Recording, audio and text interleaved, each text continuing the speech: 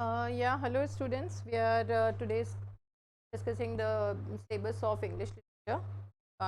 As per the norms of NTA, first of all, we have to discuss that syllabus, and I'll give you a detail of complete things which these units of NTA are covering. So, first, let me give you an overview of a syllabus. Unit 1 is poetry. Unit 2, drama. Unit 3, prose. Unit 4,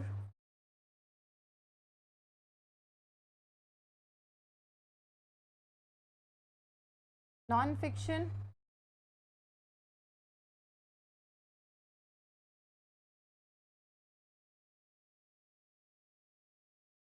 Criticism.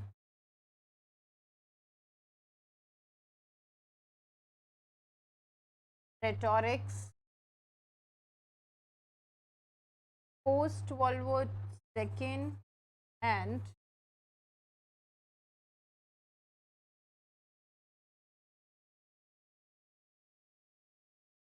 contemporary theories.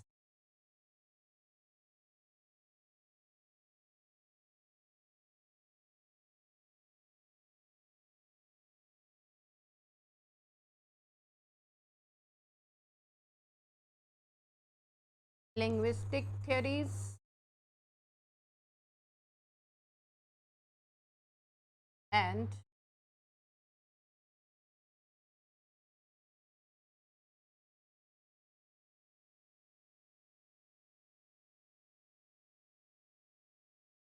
aspects of language.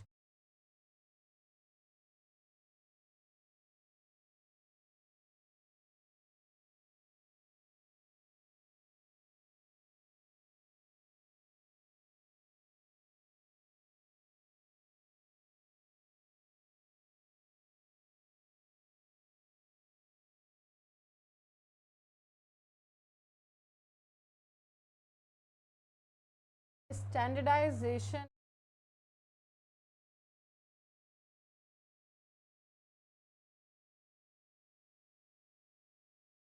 English language in India.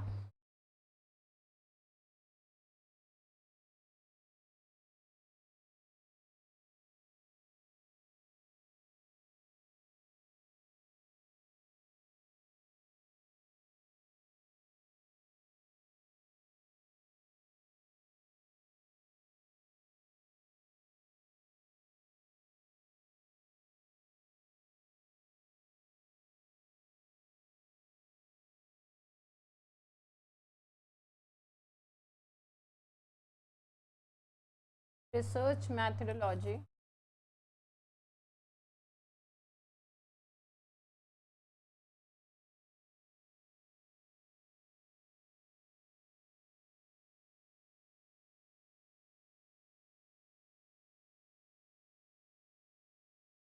Of English.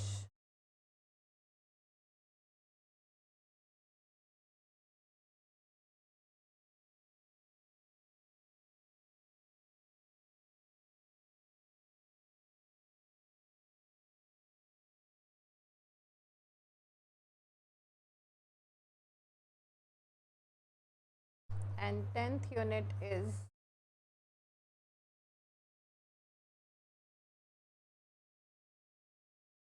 cultural studies. This is basically your syllabus for English. We have to cover in our classes, and this is the updated syllabus by NTA UGC. Your newly added units are linguistics, research methodology, standardization of English language in India, and cultural study. Rest of the 6 units are already there, but the format which was given by UGC was very much different from the NTA. NTA has not given you any kind of details, but UGC has given you all the details. So you have to refer the syllabus given on the both the websites. But here I'm going to discuss all the complete syllabus in detail. So definitely, first of all, we are covering, I am covering the first 4 units, because these sections are named as only poetry, drama, fiction, non-fiction, and students who are preparing for it does not know that how to prepare for it, what are there in these topics like poetry, drama and all, which writer to read, which areas to cover and not. So we are here to give you the complete detail, and let's just start without wasting the time. First of all, I'm going to give you the details of first 4 units. So the first 4 units were poetry, drama, prose and non-fiction. Now we are taking the details of these topics, what are there and what is to cover, what not to cover. Let's just start with first. We have to take British literature.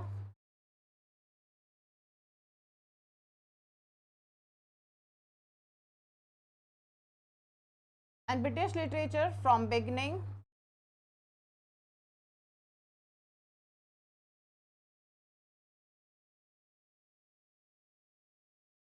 to contemporary.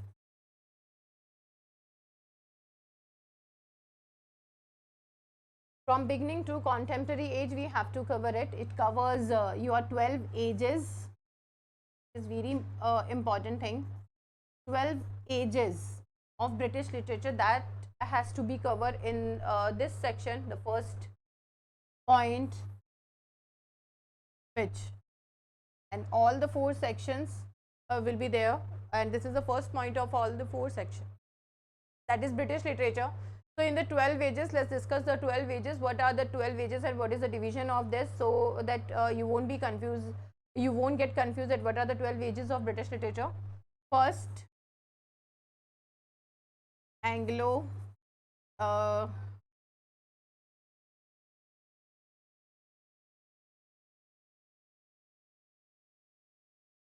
first age will be Old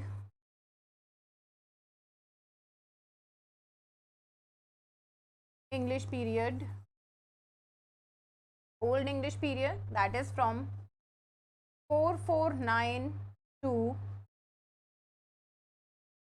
1340 AD. This is called Old English period, and it comprises of 2 ages. First is Anglo-Saxon,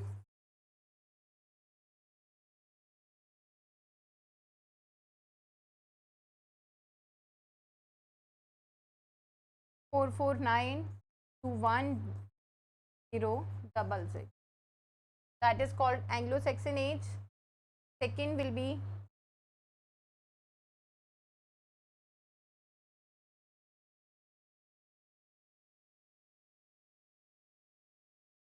Anglo-Norman age, and that is 1066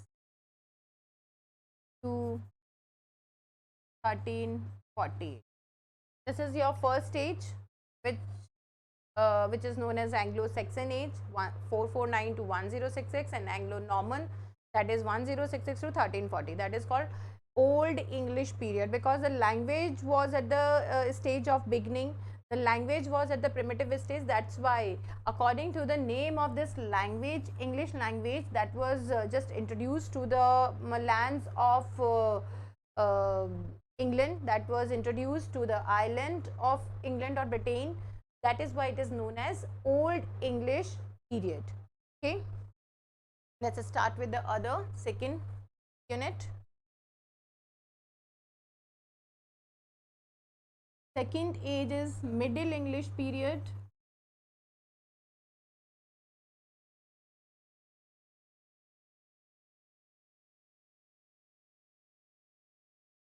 Middle English period, that is from 1340 to 1550 AD, and this is known as Middle English period. second age of British literature. First in that is age of Chaucer.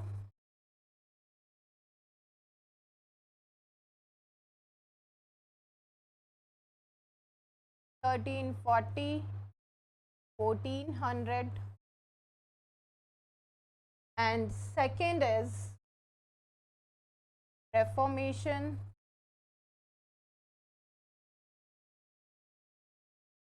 public revival, Barren Age.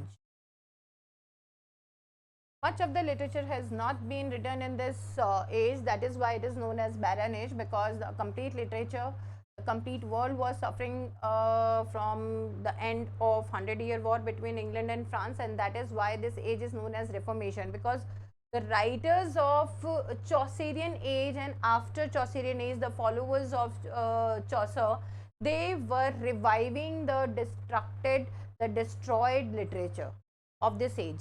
That is why it is known as Barren Age or Reformation or Revival, because they were reviving, they were reforming the literature. And that period is 1400 to 1558. Third age is known as Renaissance. Renaissance period. That is from 1550 to 1625. This is also comprises of two divisions. First is Elizabethan age. It was named after the name of Queen Elizabeth, and she has given much liberty in her period to flourish literature. That is why the complete age is named after her.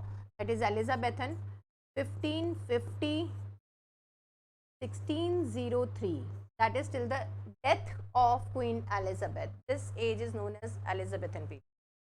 Next is Jacobean.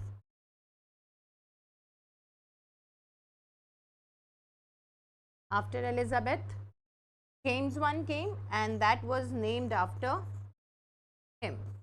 1625 AD. That is known as Age of Renaissance, and it is called Age of Renaissance because new literature, new things has arrived in this period. Everything which comes in existence, everything which was existing in this period, everything which has been revived in this period are applied here.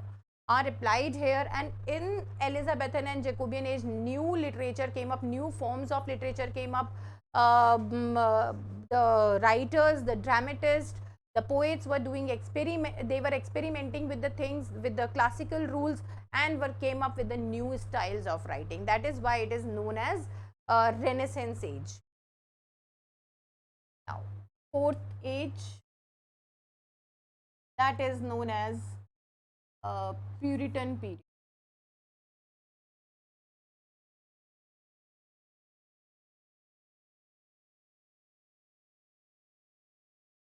(1625 to 1668). This age was also divided into three sections. First is Caroline or Cavalier age, that was after the name of King Charles. 1625 to 1642 AD. Second was after Caroline or Cavalier period, there was Commonwealth.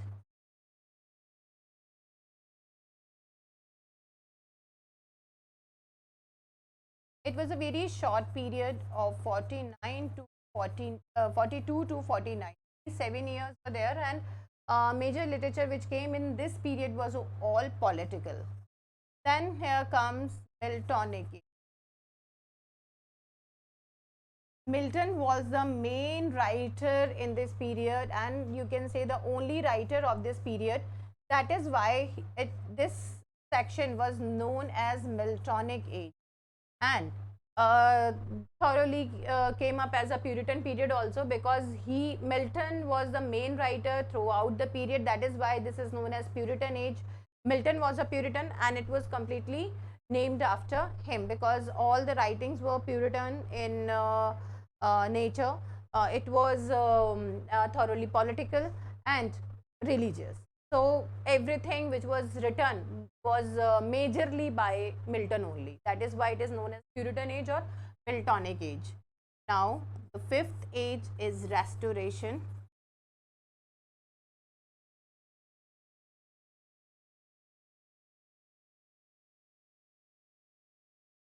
Restoration period is 1660 to 1701.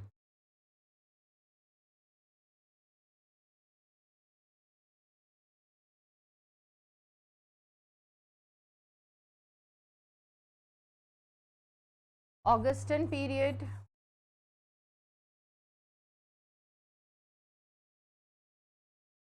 1701 to 1744 is Augustan period. Then came pre-romantic,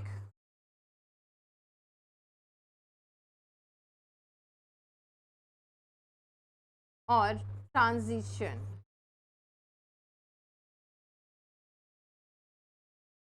This is known as transition age because literature was transiting, the people, the interest of the writers were transiting from the political to nature. People were doing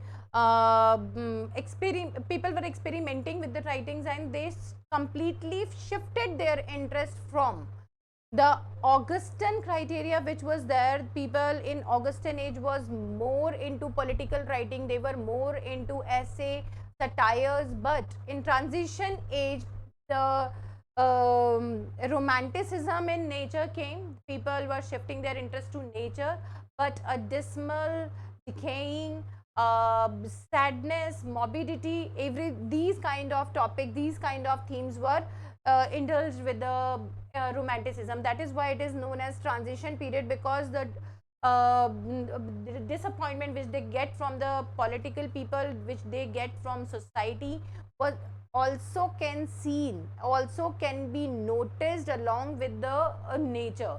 So they were representing the nature, but sadly, but in a sorrowful way. That is why it is known as pre-romantic and transition period. It was from 1744 to 1798. This was your seventh age, pre-romantic or transition period. A very important age, because a complete and a very big shift of literature is noticed in this age. Eighth is romantic period. Romantic period is from 1798 to 18. That was romantic period.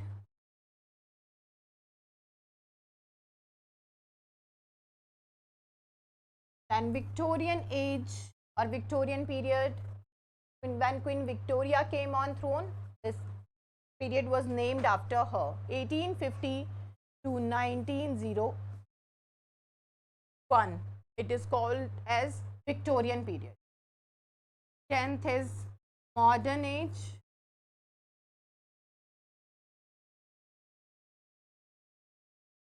1901 to 1945.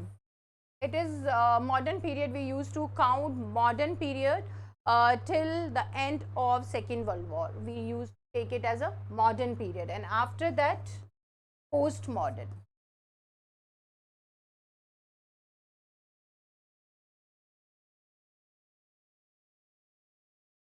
Postmodern period is taken as 1945 to 1990, when all the nations were declared free by UNO, and the British Empire was ended automatically. The 2 or 3 countries were there in Africa which was still till 1990 they were under the rule of Britain, and that these countries were also declared free by UNO. After that, this period was ended. And here comes The 12th and last stage, that is contemporary.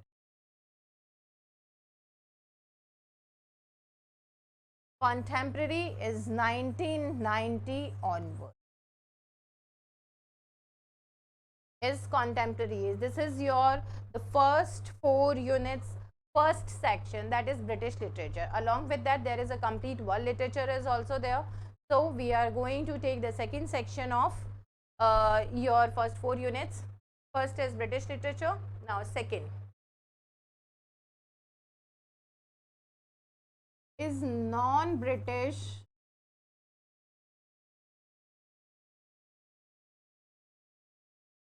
English writings or English non-British English literature. And in this section, there are 2 major sections are here. First is American and second is European. These are the 2 major parts in your non-British English literature. In American, that is divided into 2 parts. First is Latin American literature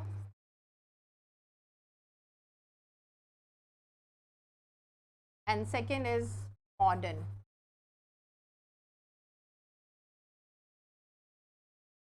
Modern American literature. This is your American literature, and in European there are 5 sections.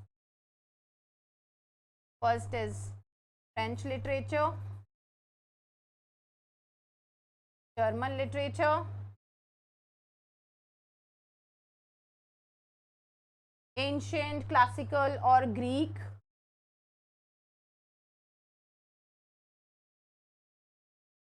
Russian and Italian. This is your 5 sections of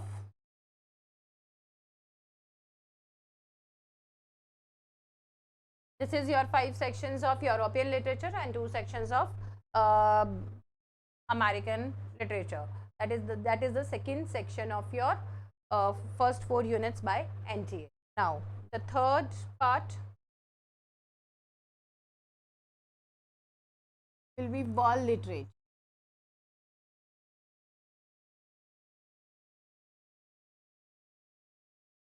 In world literature, there are prominently 5-6 sections only, which we will cover into that.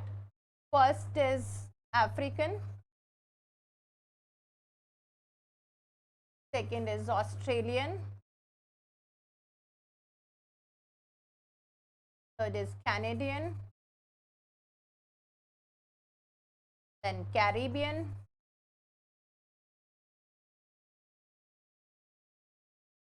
Indian,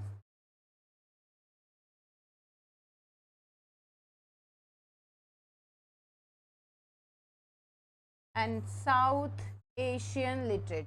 These are the 6 sections which is there in world literature. Now then 4th section, that is known as 4th world literature. These sections, African, American, because they were the colonies of Britain, these 6 sections are also known as 3rd world literature. 3rd world literature or Commonwealth literature.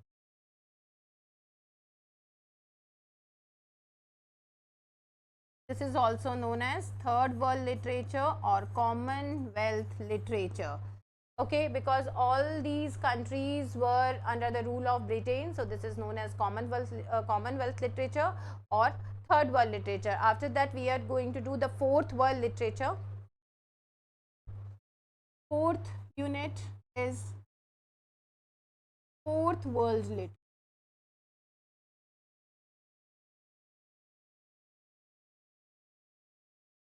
And in 4th world literature, that comes Dalit literature,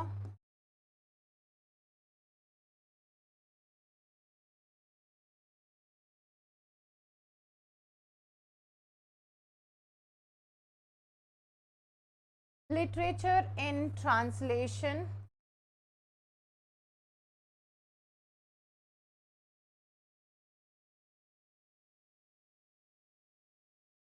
literature in translation and Dalit literature. This is there in your fourth world literature. All the literature which was written in the different languages and have been translated by uh, the other writers in English language, that comes in this section, literature and translation.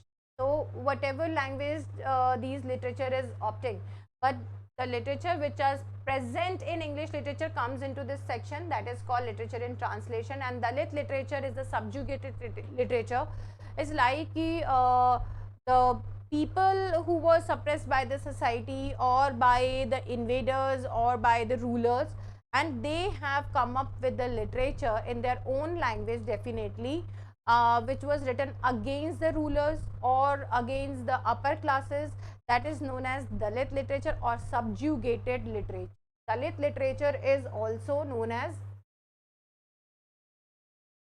subjugated literature.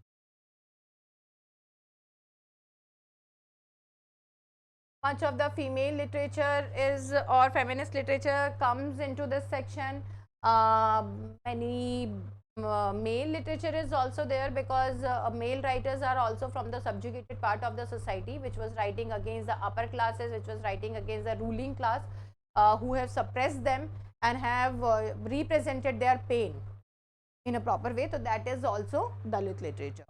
Now we are coming to the fifth unit, that is criticism.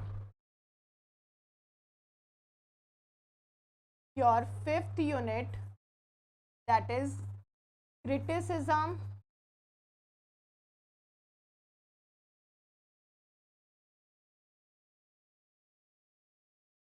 rhetorics and prosody. This is your fifth unit, a very important unit, which is divided into two sections, rhetorics and prosody and criticism. But it covers a lot of things along with this title. It's not only about the section of criticism, rhetorics and prosody only, but it's like the first section is of criticism. What criticisms are there? There are two parts. First is ancient or Greek,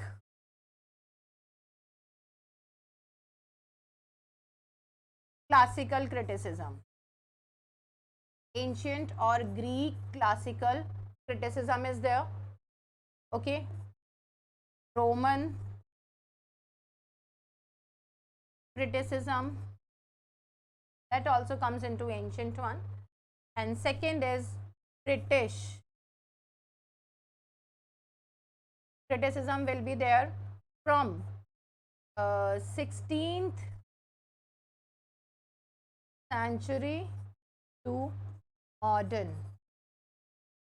Modern age means 20th century. So from 16th to 20th century, criticism will be there in British section. And in rhetorics and prosody, we have to do literary terms,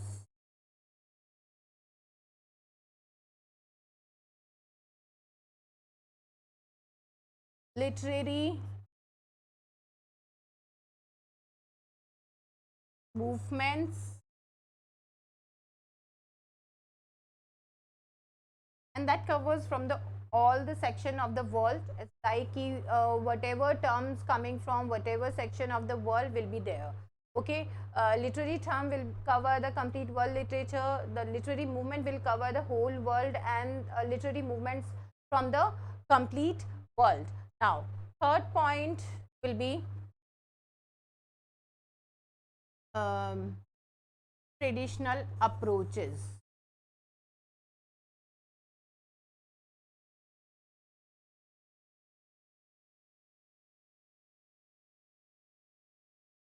What kind of traditional approaches will be there in the rhetoric section? We have to do that also. And in prosody, that is prosody or versification.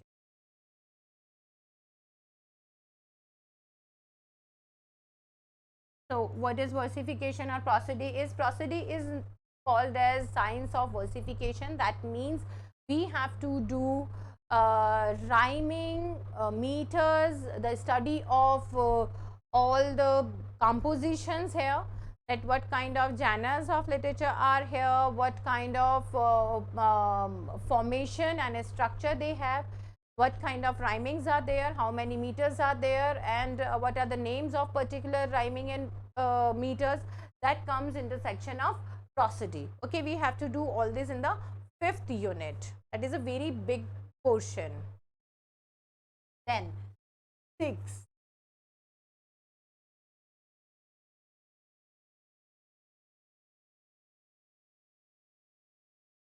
Sixth unit will be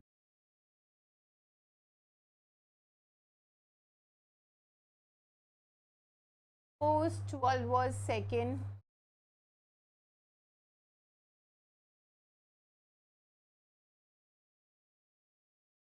literary theories. That will be there in the section. So there are 13 theories are here in this section. We have to do complete 13 theories here. Okay, like your new criticism and all, I'm giving a detail of it.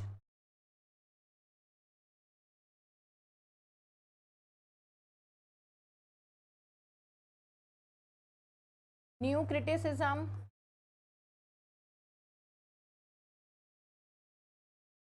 formalism,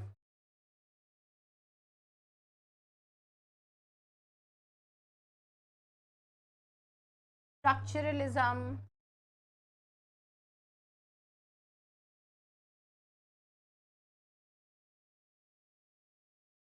reconstruction,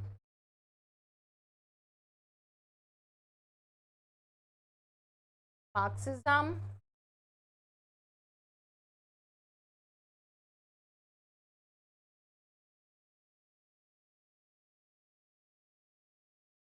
psychoanalysis,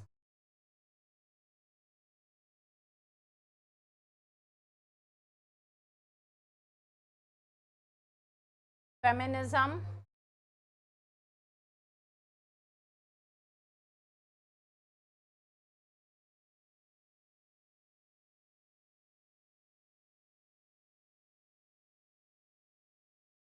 myth or archetypal criticism, new historicism,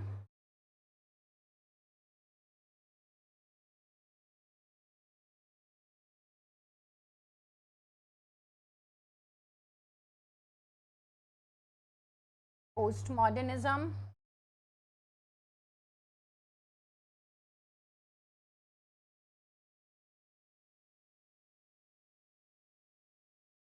postcolonialism,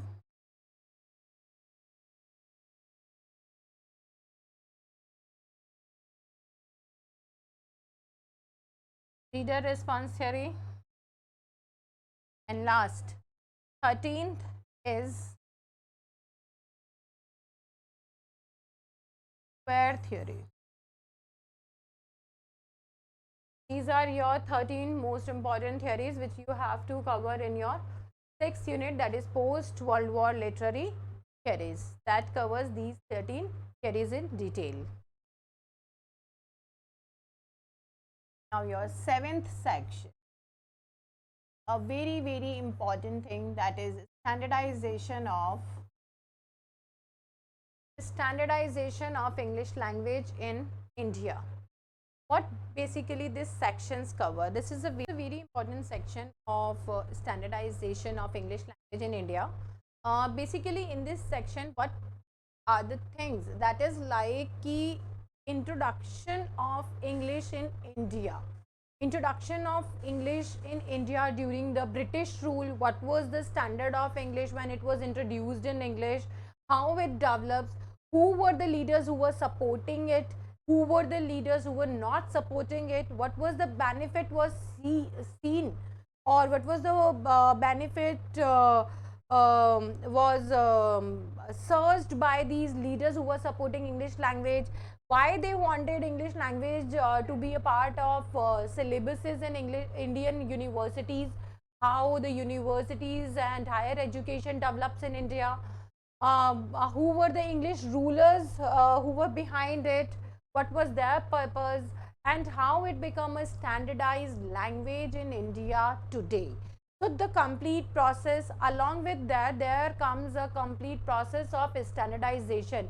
how standardization is being done with any of the language. So the process of standardization is also covered in this unit. Now another, your 8th unit is linguistics, a very important unit, because a a candidate of English literature does not teach only literature, but he has to teach the language part in the university also.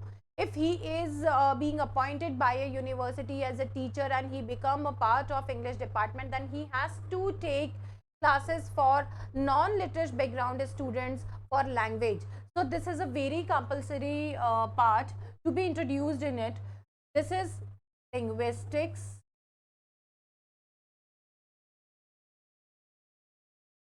and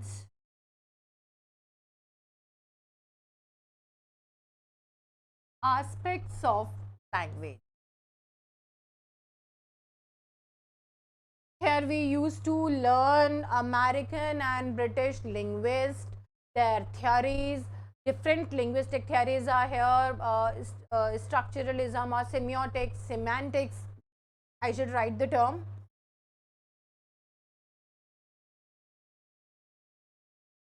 Sorry. Semantics,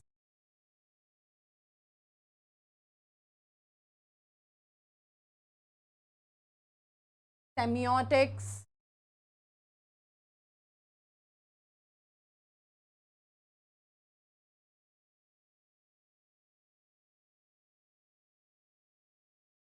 Bloomfieldian linguistic theory.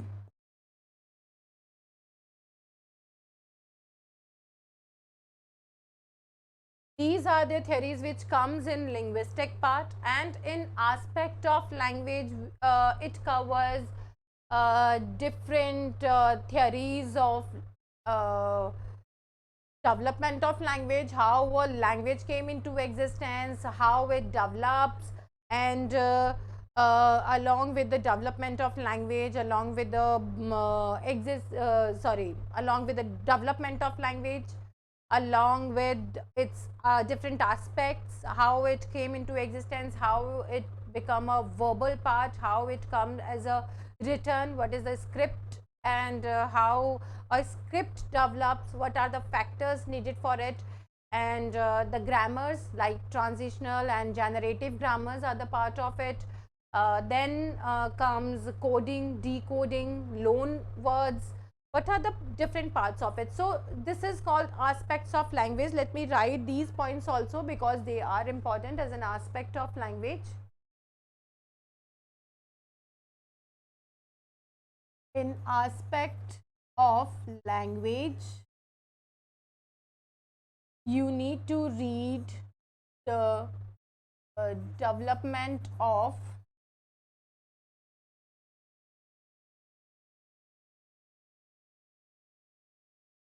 language, then coding, decoding, switching language,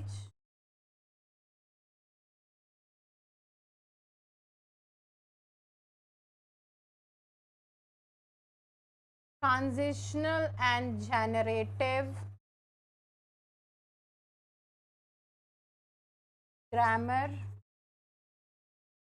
transitional and generative grammar, then Noam Chomsky's grammar,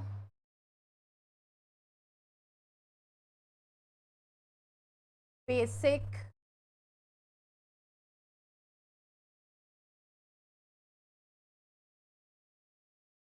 X-bar theory,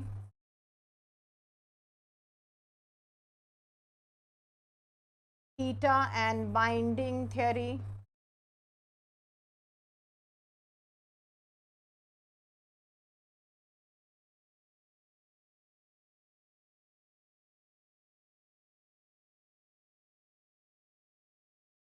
stylistics.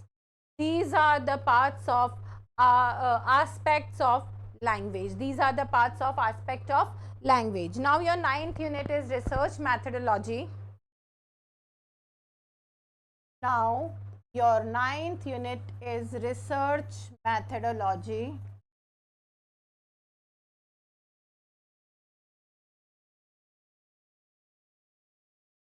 Research methodology, that covers your all the research methodologies and the methodology which we use in English language and literature. For the researches of English language and literature, that part covers in research methodology.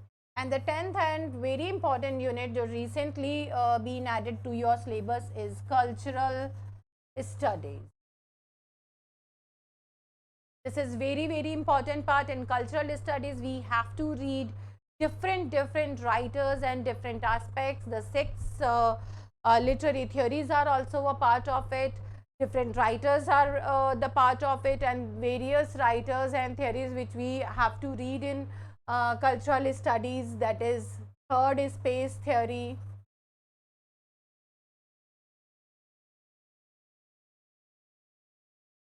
Third is space theory will be there.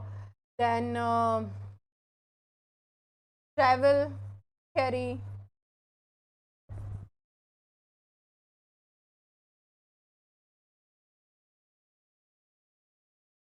Levitism, points of Raymond Williams, a very important writer.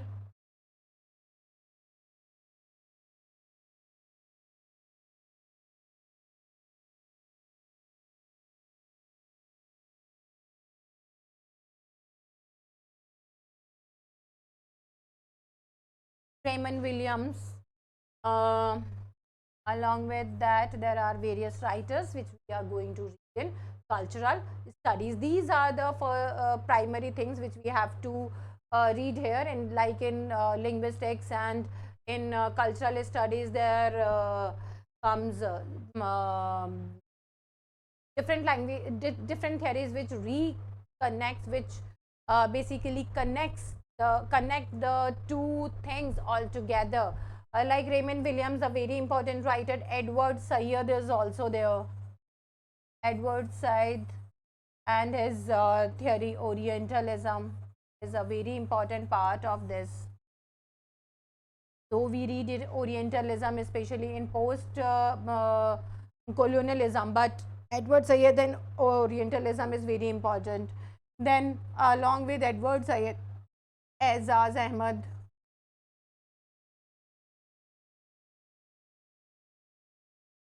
Homi के Bhabha,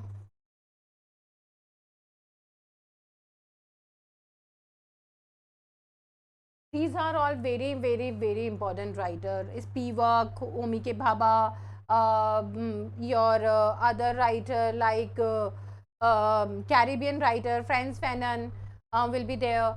So many writers will be there. Their theories, their works we will read in cultural studies, because we have to read now literature as a study of a complete culture in this section. This is your complete syllabus in complete detail. You have to read all these writers, all these theories, but whosoever is preparing for UGC, you have to consider these aspects in a full-fledged manner.